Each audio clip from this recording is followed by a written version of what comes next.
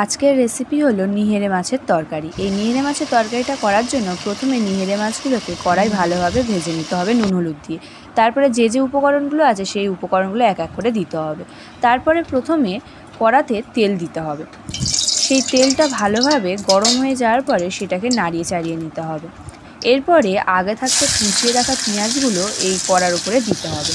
তারপরে সেগুলোকে ভালোভাবে তেলের মধ্যে নাড়িয়ে চাড়িয়ে নিতে হবে যতক্ষণ না সেটা লাল লাল পর্যন্ত ভাজা হয়।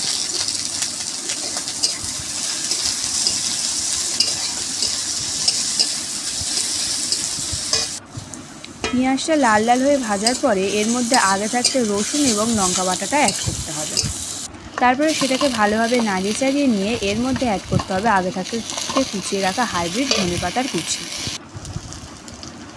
এরপরে এর মধ্যে অ্যাড করতে হবে আগে থাকতে বেটে রাখা আদা বাটা এবং টমেটো বাটা। তারপরে সেটা দিয়ে ভালোভাবে নাড়িয়ে চাড়িয়ে নিতে হবে।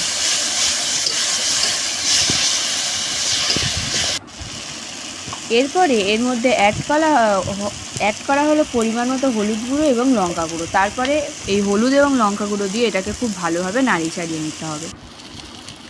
এরপরে এর মধ্যে অ্যাড করা হচ্ছে পরিমাণ মতো নুন, আপনাদের যতটা লাগবে ততটাই অ্যাড করবে। এরপরে এর মধ্যে অ্যাড করা হচ্ছে সামান্য পরিমাণ জল। সেটা ফুটে যাওয়ার পরে এর মধ্যে অ্যাড করা হচ্ছে আগে থাকতে ভেজে রাখা নিহেরে মাছগুলো। তারপরে সেটাকে ভালোভাবে ওটার সাথে মিশিয়ে নেওয়া হচ্ছে। 5 মিনিট ফোটানোর পরে সেটাকে নামিয়ে নিলেই রেডি আজকে নিহেরে মাছের তরকারি। আপনাদের কেমন লাগলো আপনারা অবশ্যই কমেন্ট করে জানাবেন।